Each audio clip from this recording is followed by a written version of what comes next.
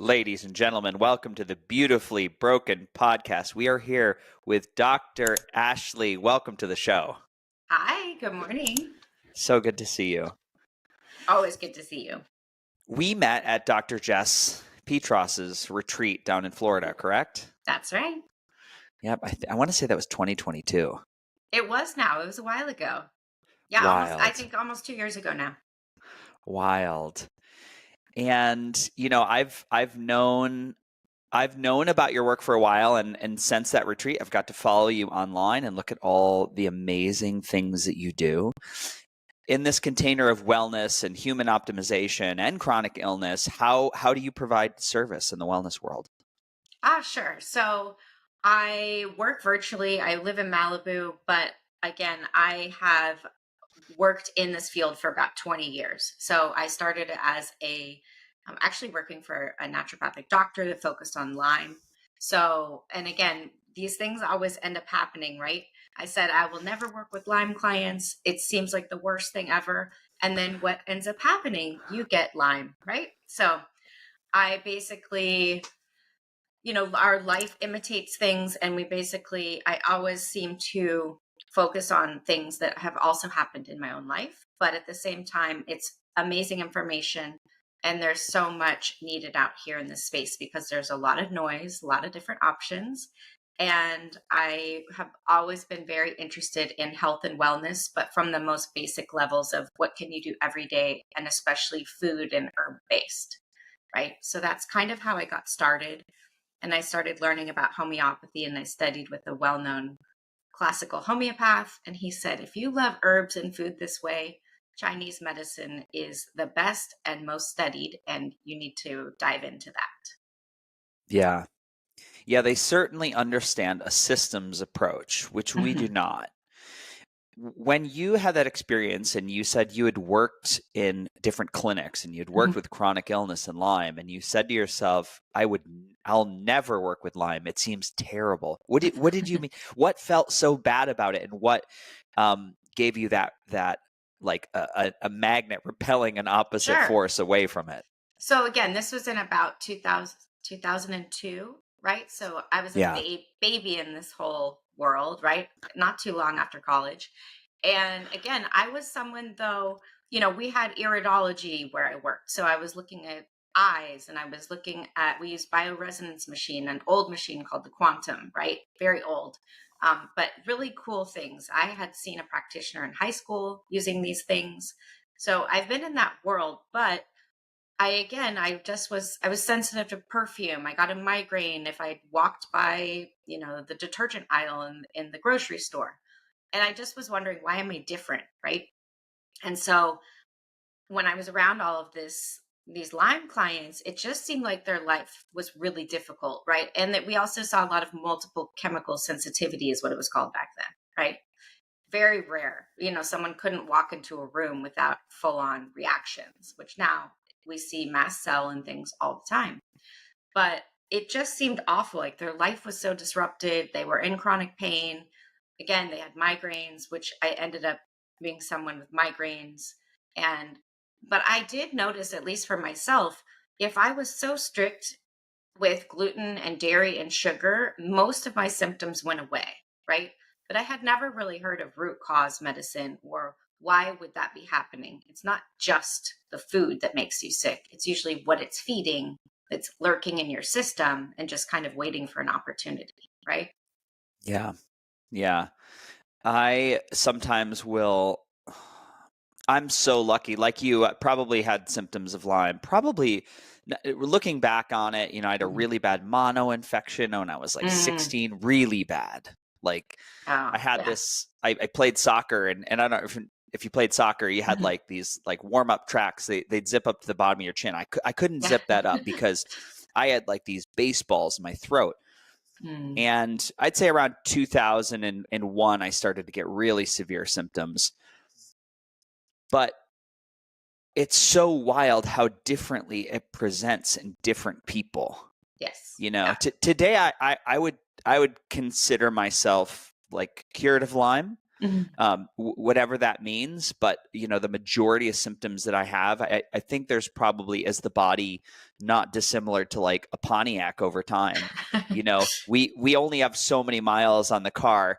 Sometimes I'll get an ache or a pain and be like, oh, is that Borrelia? Or probably not, right. Because I'm pretty darn functional. And if you happen to see some of the Lyme documentaries where, goodness, people are not only they're suffering, but they're completely bedridden. These are extreme cases, but neurological Lyme is so severe, and people's lives are changed forever. And most of the time, they are not validated in their experience. It's really, really wild. And that's, I guess, what I would say. I was already on the path to natural medicine.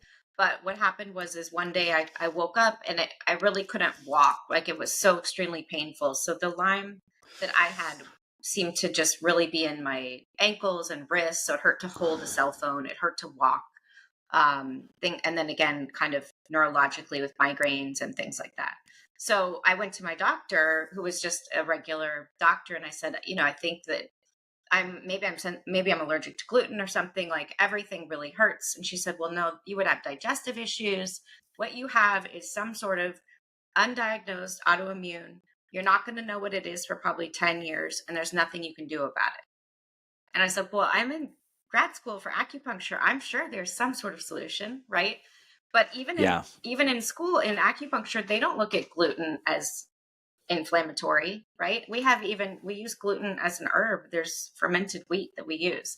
And so I was the only person at that time asking, is there gluten in any of these formulas that I'm taking, right? Because a lot of our formulas there's some gluten, right? And they said, oh, no, it actually helps heal your stomach, so you don't have to worry about it. So it's just different, right? It's a different mindset. But when we looked at that, when I look back, I for sure, I had symptoms as a kid of ankle pain and things like that. So I probably have had it a long time at that point even. And that was in about 2006. But again, I chalked it all up to food sensitivities, because in holistic nutrition, that's kind of where we were back then, right? Yes, we were. Yeah, I remember doing those first rounds of, I think the one I did was called Sage. Oh, yeah, I did Alcat, right? It was very expensive at the time. Yeah, and compared to what it costs today. And I did realize, too, every single food I was eating I was sensitive to, because I made the same healthy smoothie every day, right? Yeah. 100%. It's probably the last test. People always tell me, I'm going to run this. I was like, I was like, look, if money's not a thing and you don't care, then go ahead and get the data, and it's probably highly likely that you're going to have some relief from your symptoms if you remove trigger foods, and your body will probably adjust its sensitivity to the new foods you start eating. So, I'm not sure what good information it gives us at this time. Other than that, if you did have a severe allergy, then that might be a nice indicator. Yeah, I'm all about rotation, right? And so again, with all my, especially little kids and adults too, I'm like, you just rotate, right? Don't make a giant bowl with 8 vegetables in it. Pick a couple, or meat and veggies, whatever you eat, but just rotate. Can you give us why that would be beneficial for someone's chronic pain? And can you tell me an example, like over a week, like how many times am I allowed to eat broccoli or cauliflower or a protein? Sure. So I have found the proteins tend to be less of an issue I've seen on sensitivity tests, right? So again, I am a big proponent of meat for medicinal purposes. That's how we see it in Chinese medicine. I work with lots of people, and I do believe meat is extremely beneficial and a cornerstone of our diet. So I, have gone through different things, but basically it generally takes about 3 days for a food to clear. So if you eat something about twice a week, but you space that out, that's a really good model to follow. And then again, I'm generally not a big grain proponent, but if you do, rotate them around, right? But again, people love to just combine these huge, bowls and stir fries and salads with a whole bunch of things, or they try to throw everything in a smoothie. And I'm just like, make it simple, maybe beef protein, milk of choice, whatever you can use, and then one fruit if you're using fruit. Yeah. And just Do rotate.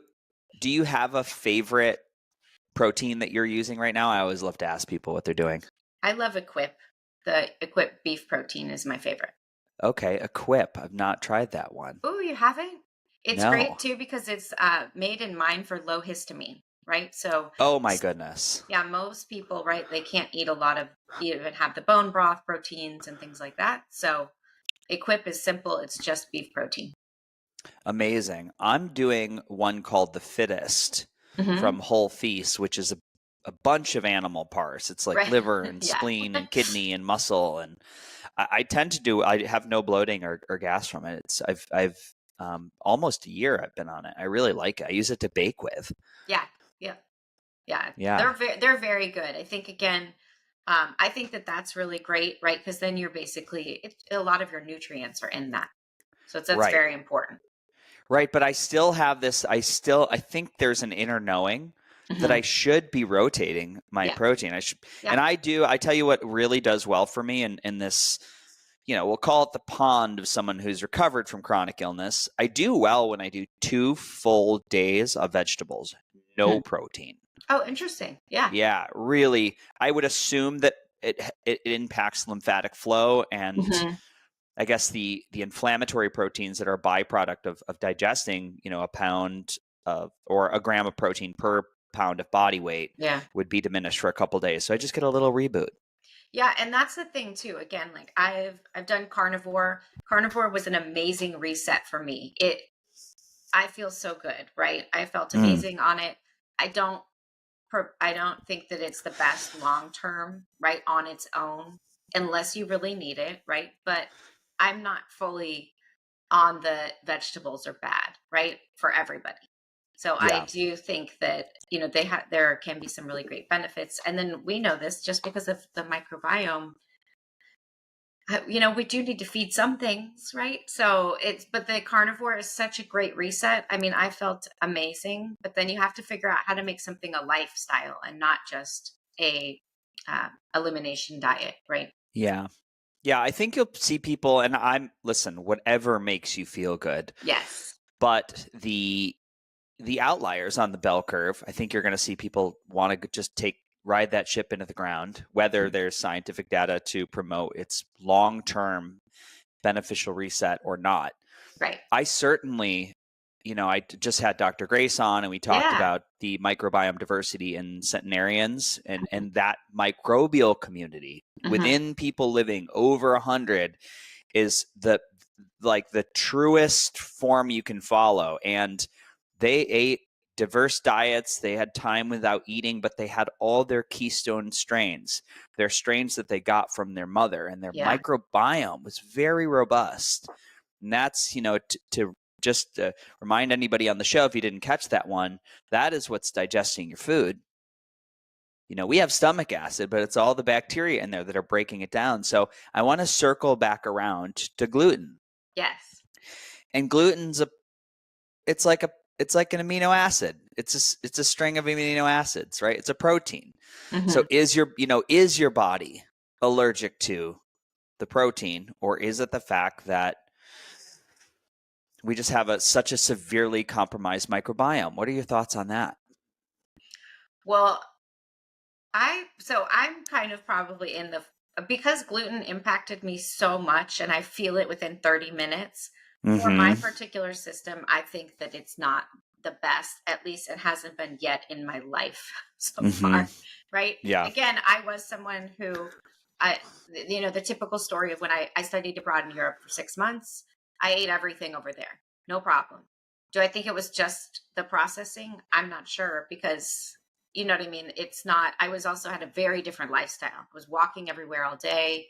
You know what I mean? It was completely different. And, but I do get definitely very strong reactions from gluten and even, heirloom strains, beautiful massage sourdough starters, all of that. It's not really making a difference, the type of gluten for me. So Mm-hmm. again, but then if you think of, different things that I've had in my life, like with Lyme or inflammatory thyroid issues, those also have an impact with gluten, right? And so I think there is a lot of cross reactivity. So in general, I happen to be someone that grains are not the best, but again, when I bring it back to what's in my body that is eating those grains, right? Or the same with sugar. I think there are things in there that they just love it. And so that's their food. And then when they get it, I get a lot of symptoms. Yeah.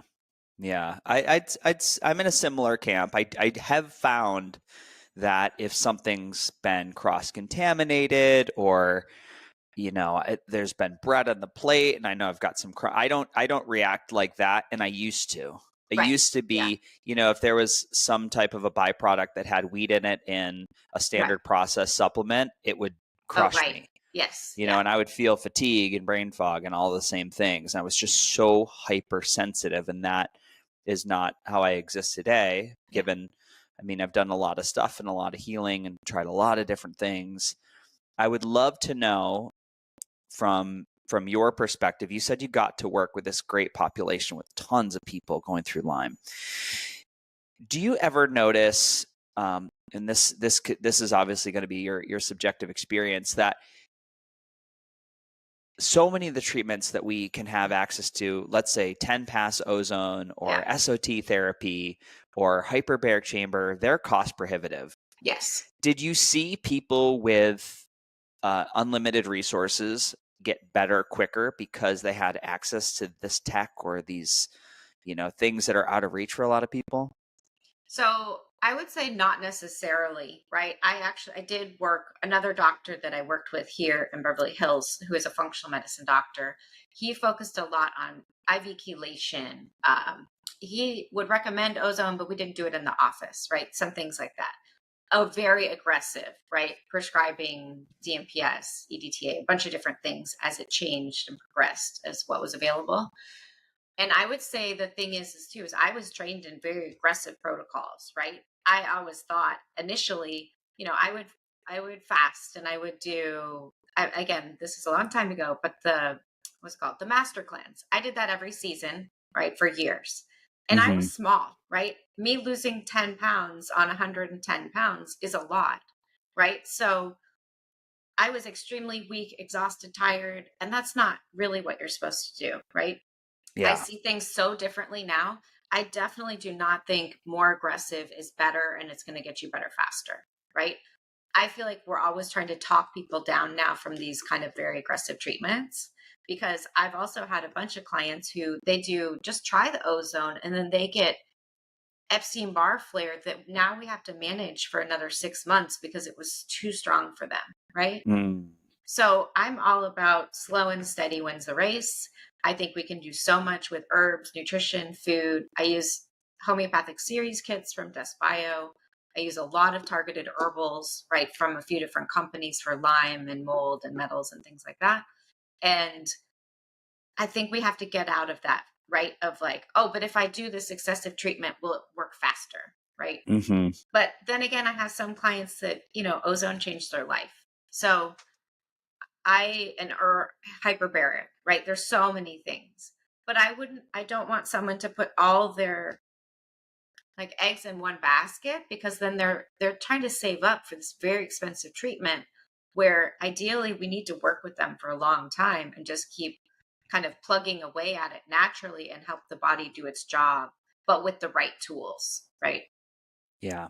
I think it's asking better questions about the body. I always go back to the framework of biological medicine, and I was just doing a journaling exercise last night, and it makes the most sense to me. It's a systems approach, but we're looking at the body as a fish tank. We're looking at the inner milieu, the terrain, and you have this dirty, moldy tank, and the first thing you have to do, you have to drain and clean the water. Yes. Yeah. If you think about all the things we try to add in treatments, it's like, of course you feel terrible. Right. Of course you feel bad. And then my mentor in biological medicine always likes to say, he's like, I don't see Herxheimer responses because I'm very aware of what that person's drainage capability is. Right. And I support that first. And I make sure that's online from the intracellular extracellular fluid ratio from lymphatic flow to genetic detoxification pathways.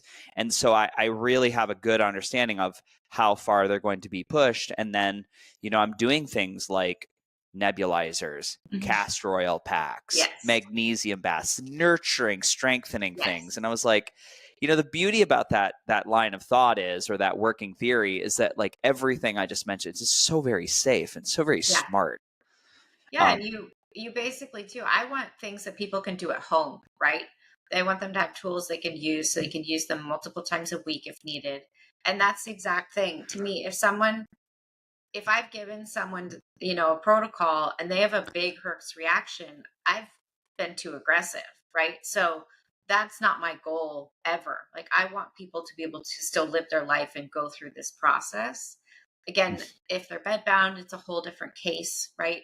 But again, if someone's bedbound, the last thing you want to do is make them feel even worse, right? We're trying to just clean these things up so that they can actually accept treatment well, and then have tools that they can utilize and then keep doing throughout their life, right? It's not just this targeted little time period that we're working on. It took them decades usually to get to where they are, unfortunately.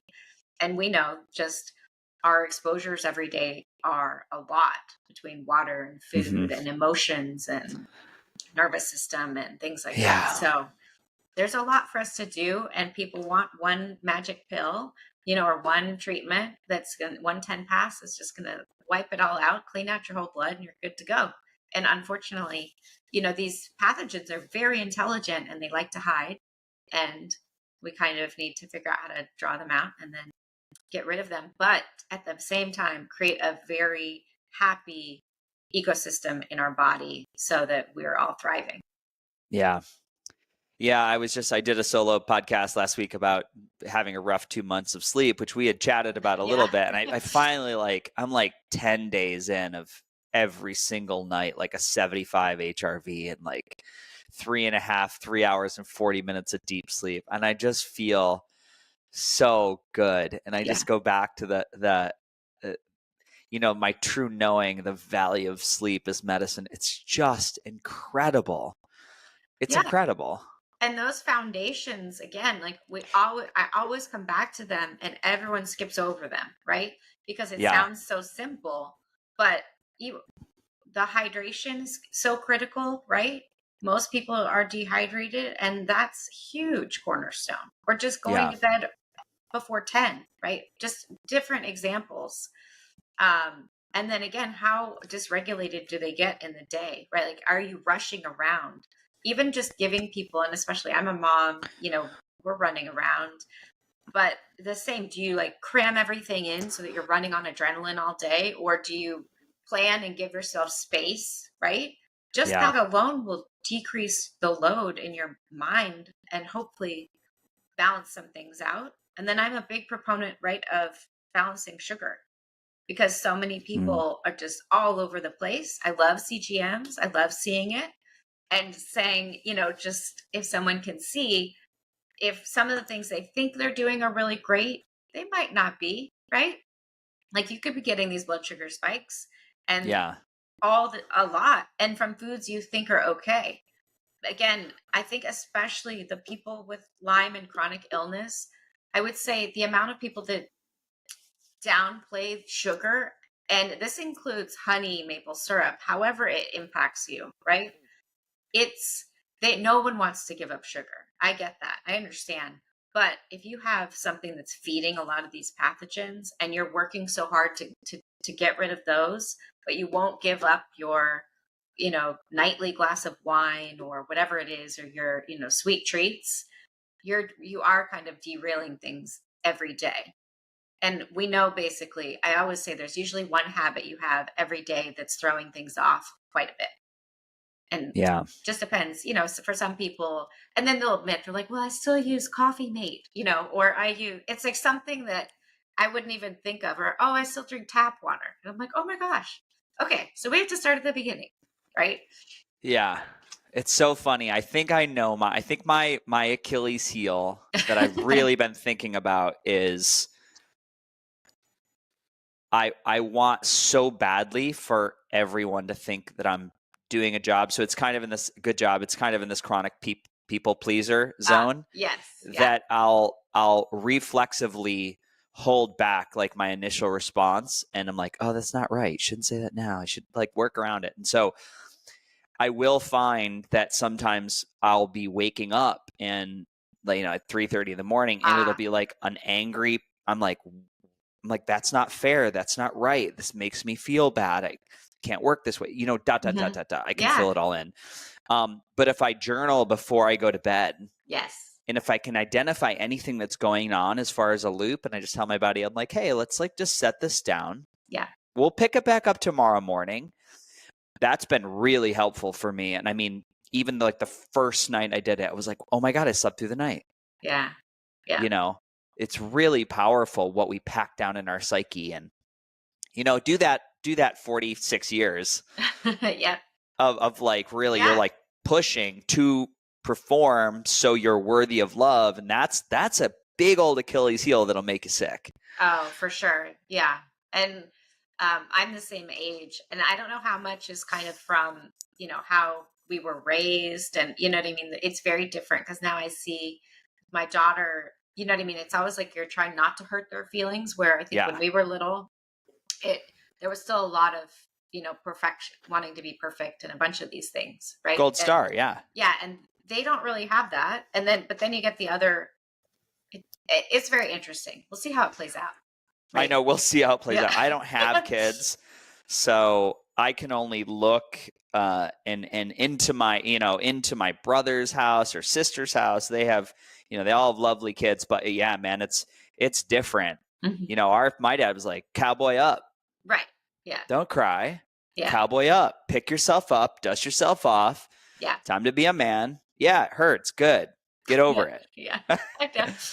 I love those memes from it's like, I'd love to transport kids back 40 years and see if he'd even be alive. Cause we were just I mean, the things we did, we would like jump out of like second story barn windows and, fall off rope swings into rocks. We'd be like, I'm good. Everybody was good. Yep. Yeah. Yeah. And we're kind of I'd say this is a little different thing, but we're in the sort of autoimmune, right, mystery illness camp, I think. The kids now, it seems like it's all hitting them neurologically, right? But I think it's more of the toxins, right? Because I work with a bunch of kids.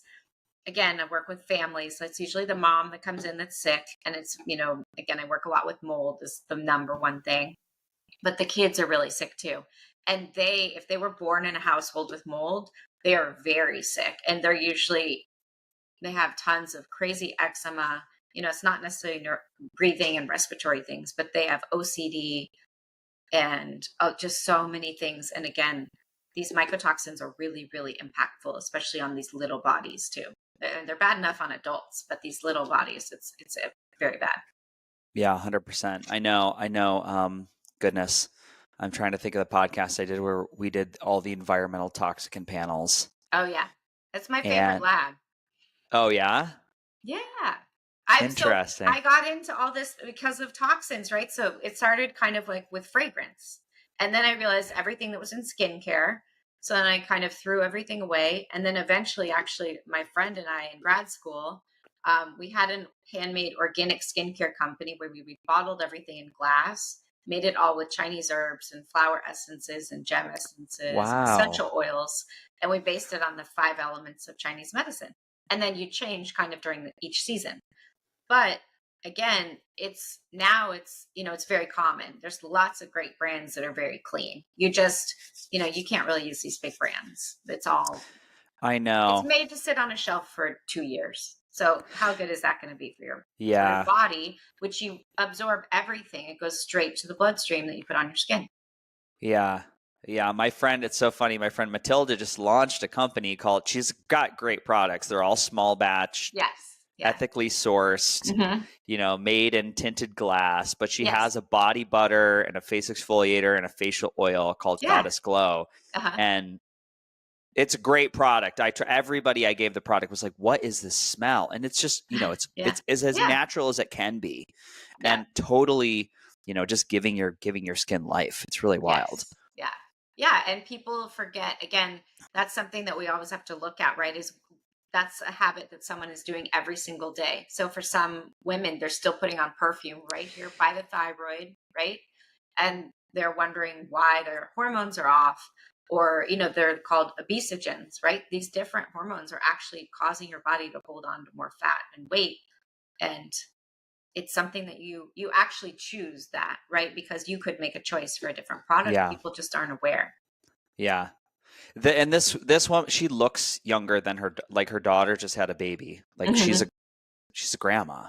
Yeah. I'm like, you look like you're 26 years old. Yeah. I mean, her skin is like absolutely flawless. It's amazing. It's amazing. I want to pivot to mold. Yes. I want to pivot to mold because this is a big one. And obviously there's a symbiotic relationship with biotoxin illness from Lyme disease, or Lyme and Lyme's co-infections. Let's put it in that camp, because what is Lyme really? I'm always reminding people, they're like, oh, for a treatment. I was like, if you get 100 people in a room, and everybody has a Lyme diagnosis, what's the ratio? What's the infection? What's the co-infection? Everybody would be different. It would, yeah. Everybody would be different. And I love, again, I use the Vibrant Tick-Borne panel, right? That's what happened. Me too. I was in a house that had a ton of mold. I didn't know, but that's what happened. Is I had transitioned to a fully virtual practice. So I just thought, I'm at my office all day. But I went from seeing 30 people in person a day to, of course, I jammed my schedule, like 8 people a day online, because I thought, this should be so easy, right? It was not. Very different. But then I felt horrible again, like I hadn't in 15 years. And I thought, this is so weird. Like, what's happening? And so then I ran the mold test first, and I came back with a bunch of mold, or maybe 6 kinds. And then I just thought, you know what? Maybe I'll run the Lyme panel, because these do correlate and overlap quite a bit. And then I came back with 21 different strains and co-infections. So it was a lot. No way. Yeah. Wow. And that I finally was like, this has been all the joint pain and migraines. It's not just food sensitivities. Like, these are all these internal pathogens that I've had. Yeah. It's really hard. I mean, that was my first presentation, was just horrendous joint pain. And I say joint pain, but it's really I don't know if you join with me in this. It's like tendon and collagen pain. It's really like my knee joint is sore, but it's really the tendon or collagen around it. It's like, because if I look at a scan of my knee, my every single osteopath or sports medicine guy's been like, your knees look great. Look at that space in there. Look at that collagen. They're like, perfect. And I never had swelling. I just had the classic, like, it's in my toes one day. Now it's in the left ankle. Now it's in the right ankle. The next day, 1,000,000%. Left elbow, right wrist, and I was just like, and then in Chinese medicine too, we call it wandering joint pain, which is a form of dampness, which again, mold and these pathogens, they're damp, right? And so that's why I love hot weather, sunny, dry, and that makes you feel good. But again, you're not getting it. These little critters that are living in there causing damage. Burrowing, spiral bacteria burrowing into the collagen and forever. Making a happy home. Making a happy home. So with this transition into online service, you're in a new space, you are working in mold.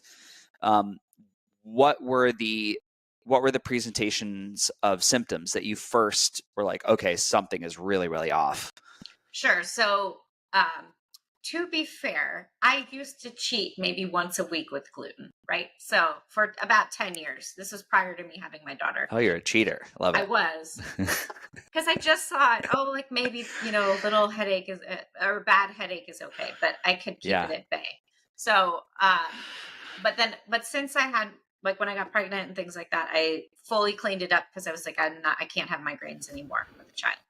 So my diet was perfect, right? I don't need sugar, maple syrup, honey, any of that, no grains. And then I still felt horrible. I got all the joint pain again. I had crazy brain fog. I was really tired. And again, I chalked it up to sitting and being at a desk and then just being on in front of a screen all day too. And I just thought this isn't totally right, you know. And Mm-hmm. so again, like I said, I ran all the labs, and I was like, oh my gosh, of course, this is just there's a lot here to work on. And then we tested our house, and basically because it was in the HVAC, like I stopped testing our home at 6 rooms because it was positive in every room. And even our inspector just said, oh, we used your house as an example of one of the worst cases we've seen with almost no visible mold, right? Like everything looked great. So you wouldn't know. Yeah. But it was like I said, I stopped at 6 rooms with high levels of multiple types of mycotoxins. And what type of testing did you do specifically? Sure. So this is such a huge, thing. Everyone wants to know. So I so with testing, I just had someone come out and inspect, and I only did a few rooms at first, right? I wanted a smaller inspection because it's expensive. And, but I have a company I love here in Los Angeles, and then they do, right, like air sample testing, control sample, visual inspection, and then plus they'll take surface sample testing. So unfortunately, most of my clients, you can't just do air samples, you will miss stuff, right? I have clients with beautiful, pristine air samples, and they have so much hidden mold, and they're still very sick. So I have, you know what I mean? So unfortunately, you can't just do one thing. You can't just do the inexpensive test plates and send them off, right? And then there's the dust test, which is like a surface sample. And then you're gathering dust from different places around the home. And that's where you can kind of see if there's some hidden testing. And again, ours were extremely high in all of these. So unfortunately, it's not that easy, but I do tell clients, like, you can go in order of cost, right? But it's also to take a look and see and kind of learn to look for signs as well. Yeah. Yeah, I would say my recommendation to somebody, if you're really concerned and you just want to put your mind at ease, you're going to test the body to see what's coming out of the body. You're going to test the air to see what's in the home. You're going to have a sample outdoor air to see what's outside your home. And then you also do a surface test. And I don't like the trays. There was goodness, I can't remember the test, but they would literally send you either a little cloth that you'd swipe and you do 10 surfaces and send it back. It's been a long time since I've done that one.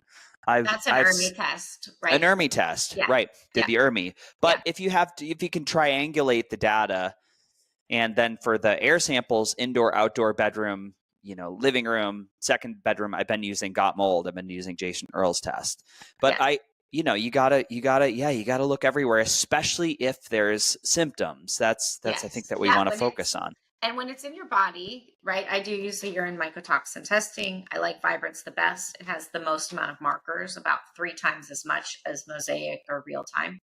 So I use Vibrant because you can get a pretty clean test on a Mosaic one, and when you still have symptoms, then it's, you know what I mean? It's just also because you're not using the most comprehensive test. The other thing is some people are using a blood test, and you can use that. But again, they test differently. So again, if someone has if they have extra money that they want to use on testing, you could do both. But I still use urine mycotoxin testing the most. You just don't know if something's from a past exposure or not. But at the same time, when we find mold in someone's test, no matter what, it has to be addressed, right? It's usually, to me, and what I've seen is, because I run so many labs, I see it in about 95% of my clients that they have some sort of, like, let's just say 2 or 3 or more, and up to 10 or 11 types of mycotoxins. So it's really important. And because what it does by suppressing the immune system so much, it allows these other pathogens to flourish, like chronic Epstein-Barr or basically Lyme, right? And the co-infections, different types of viruses and pathogens. They're there hanging around because you've kind of like taken away the goalie, right? And so unfortunately, you need to address the mold. And that's why it's a huge piece of what I work on consistently while we address symptoms as well. Yeah. And so what are some of the tools that you love for mold? Sure. So, for in the body, again, you always have to start with foundations, opening up drainage pathways. If you're not going to the bathroom regularly, you cannot start detoxing, right? So we have to open Mm-hmm. that up. I love sauna. I love red light. Lymphatic drainage is very important. And then looking at what are you eating, right? Are you feeding things? Are you eating a lot of sweets and grains and processed foods? Then we need to look at that. And then for supplements and things, we have to really nourish and support the liver, the gallbladder. And then I am a binder fan. So I use, I love, and I do love glutathione. I know not everybody uses glutathione, but I do like it if it's appropriate for the individual. Not everybody can take it. I love Tudka for, you need some sort of bile support, really good liver support. And then I use binders. Again, I take the things I love from multiple brands, right? Mm-hmm. I love Quicksilver. I love Cellcore. I use a line called Zuma, and I use a line called Dust Bio and Body Bio, right? So I take my favorites. I work on cell membrane too with PC or, another line I like, Prodrome. So anyway, a lot of things to just nourish. You have to nourish the cell, clean up the terrain, and then also get the stuff out, right? So I'm not a full like terrain versus germ theory. I think you still need to clean up and get the pathogens out. You know what I mean? I don't think everything's black and white. You need to do both. Yeah. It's the same. You can't just meditate your way entirely out of a super toxic situation. So I'm a big proponent of nervous system regulation, but I still think you need to do the work and get the stuff out of your body. Mm.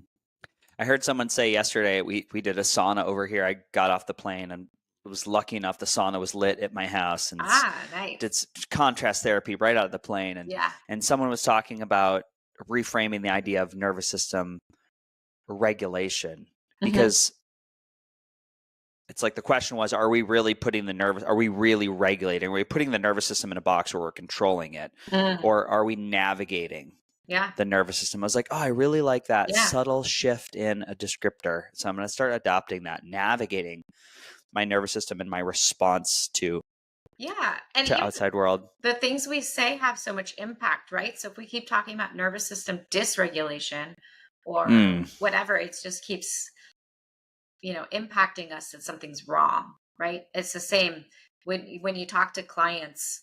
I think all the time I gently find a way to see if we can reframe certain words because they just, of course you don't realize, again, when someone keeps talking about how sick they are all the time or even identifies as sick or identifies as having something, right? That puts so much into your psyche and just keeps re-ingraining that you are not well, right? And that's the opposite of what we're trying to do here. Yeah, I mean, I understand it. We name so we can treat and so we can Yes. bill for it in the US, but it's not always helpful and it doesn't really impact outcome. I want to ask a couple more questions I want to talk about for people at home, you've gone through mold exposure. This is a new conversation for you. Maybe it is, maybe it isn't. Hmm. But cell wall membrane, Hmm. and you said PC. Now I know that's Oh yeah, phosphatidylcholine, sorry. but, Yeah. but why do we support the cell membrane? What happens when we have a mold exposure or a bout with a chronic illness? Hmm. Why is cell membrane important to nourish? Sure. So basically, the cell membrane is kind of like the castle wall, right? It should protect all the contents of the most precious things, which are our cells. And basically, you can create you can nourish and support this phospholipid layer. So Mm-hmm. there's certain things that can help with that. There's PC. And then again, so the big companies that do that are Body Bio. Quicksilver has one that I like. And then also there's one by Prodrome, which is an egg yolk version as opposed to soy. So, me, I kind of like the egg yolk version. And it's just different, but it's the same. You want to protect this because that is going to help from things entering the cell that aren't supposed to. So we want to create that stability.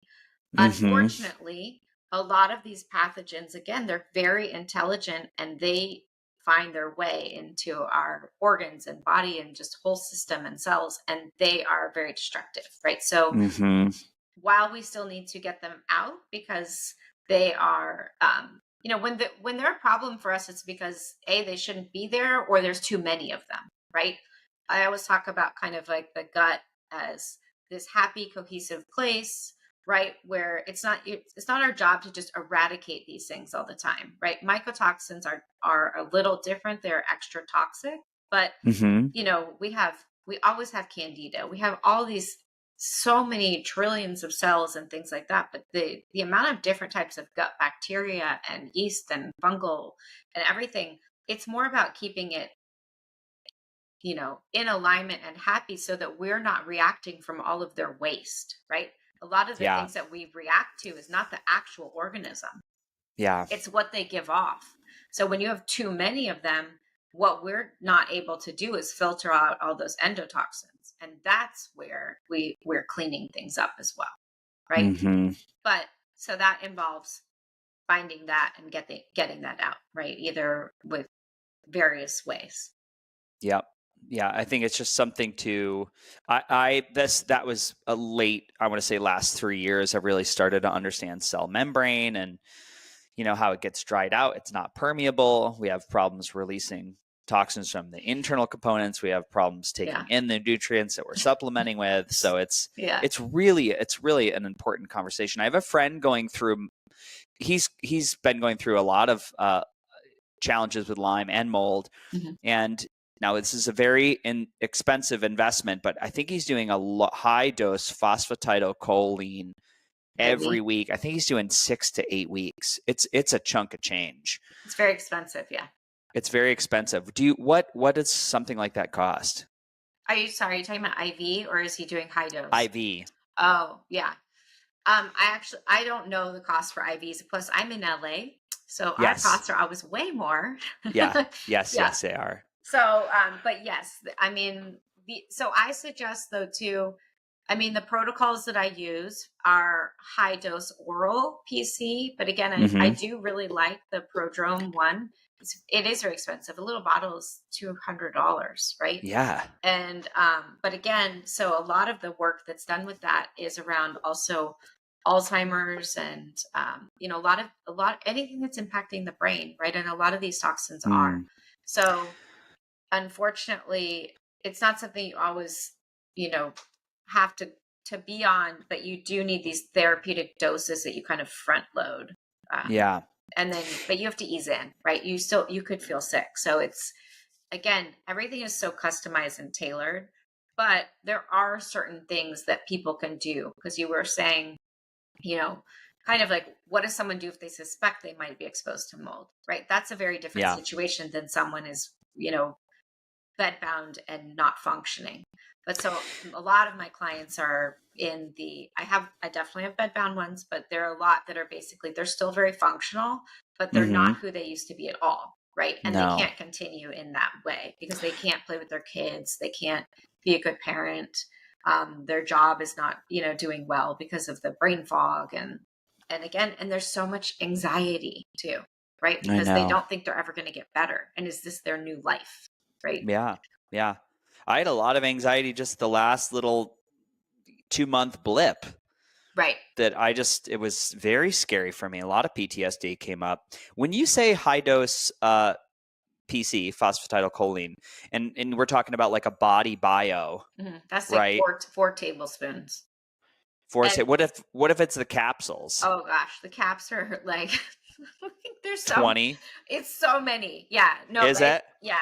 The caps, I don't use the caps much. I know that they're great for travel, but the therapeutic dose is so many that it's like you go through a bottle in a week, right?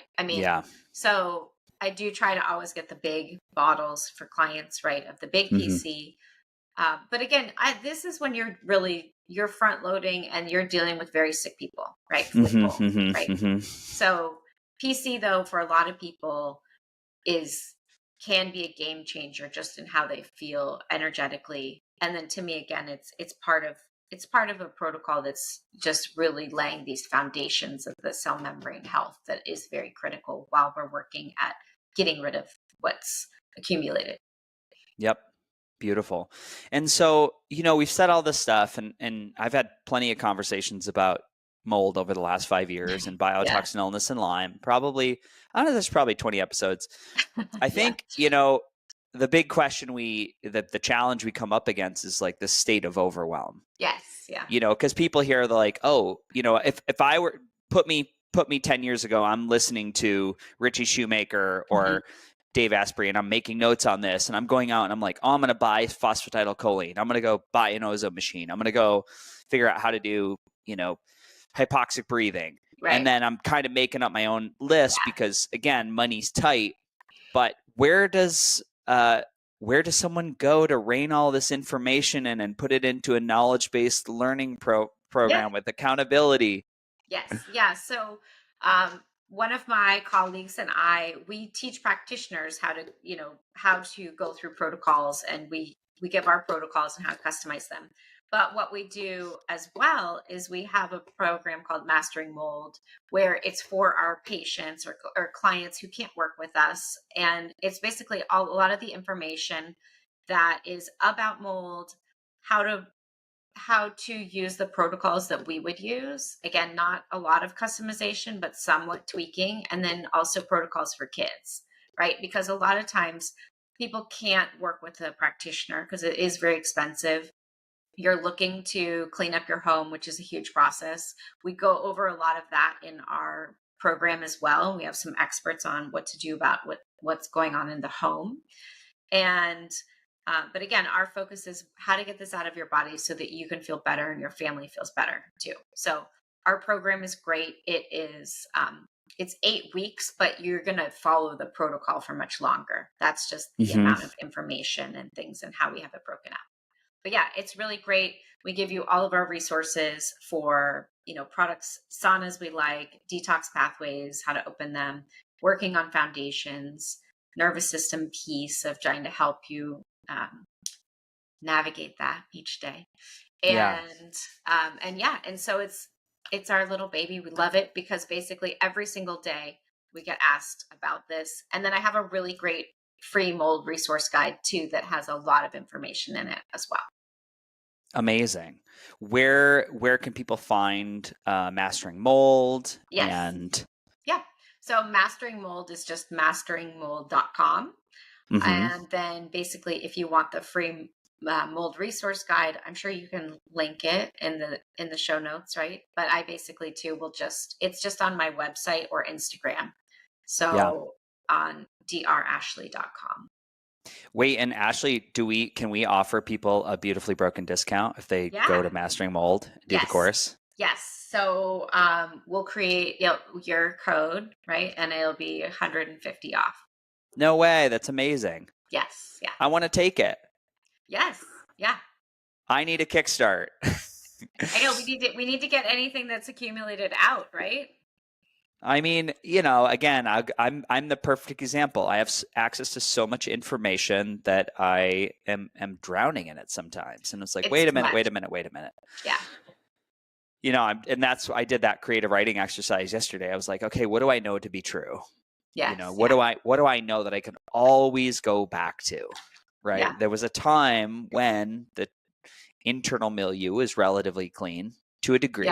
Yeah. I understand like the role of, like we said on this podcast, taking breaks, not being totally driven by the catecholamines, like internal processing, sleep hygiene, quality of food, finding joy. Like I have these pillars that I know, drainage first. Yeah.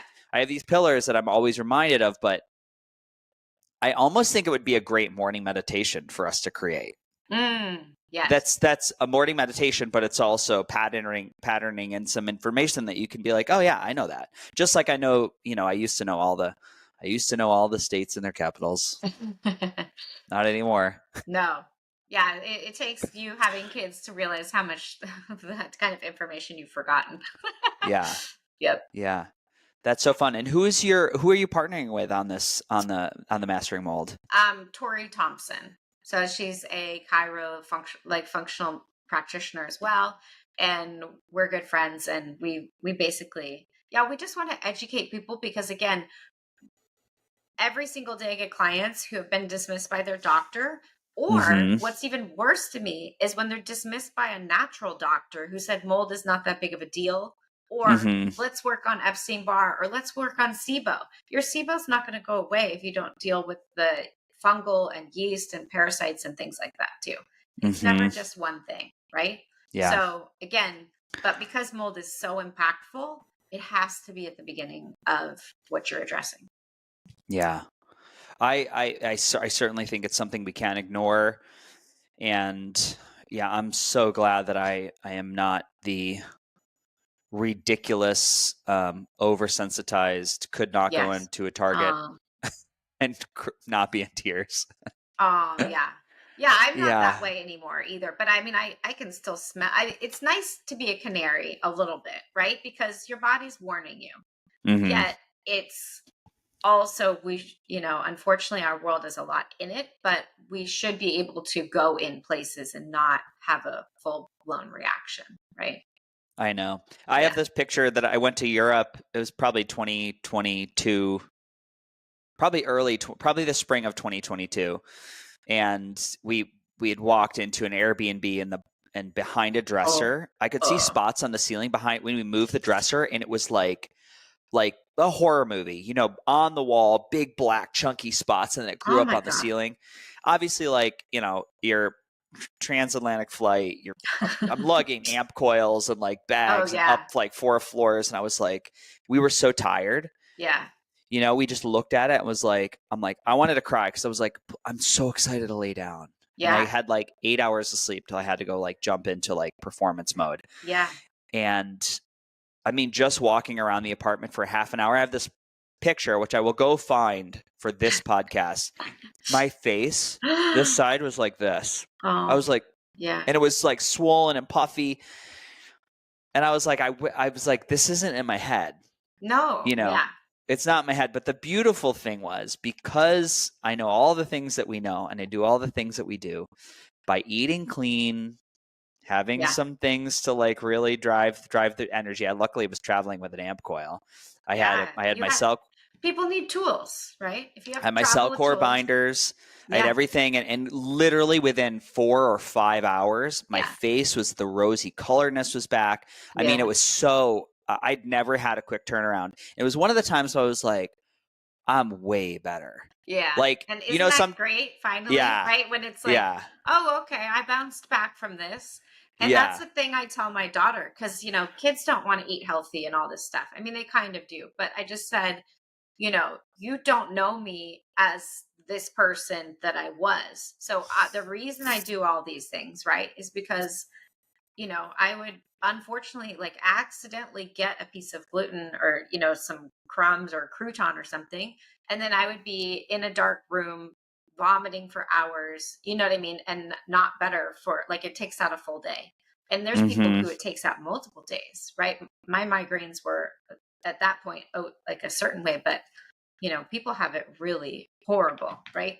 And so, and she's just like, oh, because she doesn't know me as not, as any of the things. I couldn't hike or exercise for years. Now we just did a mother-daughter mud run, you know what I mean? All this stuff. And I hike every weekend for a couple hours. I had to stop exercising because it was in my ankles, right? When it's in your ankles, there's not a lot you can do. Brutal. And so again, that's the thing. A lot of people, it's you don't really want to revisit the things you had before because they don't think that's very healthy, but it's always great to appreciate how far things have come. And this is with all natural ways, right? These are not with big side effects with other ways. Yep.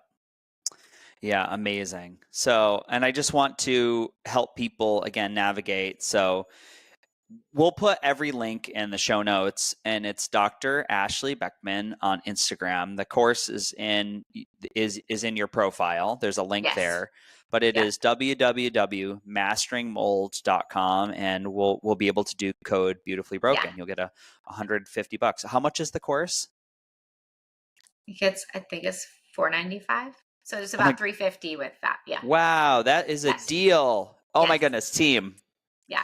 All right, we're going to do a contest here. We're going to see how many people can get signed. This is such a great value. If you know somebody in your life that is struggling with mold and they're looking for all this information pulled into one area where it's digestible and there's direction and it's backed by evidentiary proof and 20 years of experience. Yeah. Such a good resource, so affordable. I wish that this existed in my journey because man, the first woman I think I've told the story. The first woman I found was an absolute quack, and she was doing Richie Shoemaker's protocol, but I mean, she had lost her license. She was like, had me giving her $1,000, $1,100 cash in an envelope for payment, and just a horrible experience. And I was so scared, but I was so sick. I was willing to do anything. Yeah, that's the thing. Yeah. What a great resource. I celebrate you and your work. We'll do this. We'll do this again. We could, we talked about a lot. People got to know you, but we could just talk about the different types of molds. Yes. You know, Stachybotrys versus Chitonium and how those impact the body in different ways. And yeah, I'm open to having this conversation go again. If you are. Oh, always. Because again, like I said, I see it's the most dismissed thing I see, right? And I'm so sad because it's so toxic for people that it has such a wide reach. And unfortunately it manifests in generally different ways and even within a family. So that's why it's, again, very easy for people to just dismiss it and just go, well, I don't have those symptoms. That can't be from mold because you know, you have brain fog and fatigue, and our son has asthma and eczema. So this can't be the same thing. But it picks our weakest link, right? Yeah, that is true. Well, let's close it down here and we'll swing around again. It was lovely having you on as a guest. Thank you for being part of our beautifully broken experience. Dr. Ashley, big love. Love you too.